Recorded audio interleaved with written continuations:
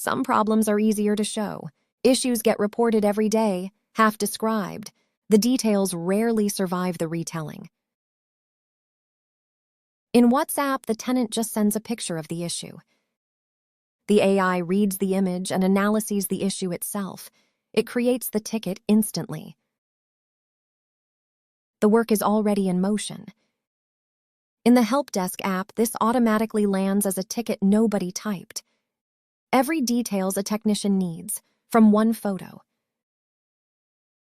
The admin sees exactly how the conversation happened. The AI reviews each exchange and hands over the story at a glance. Need conversations for the records? It's yours in one click. And enabling all of this takes about 2 seconds. Flip it on and you're live.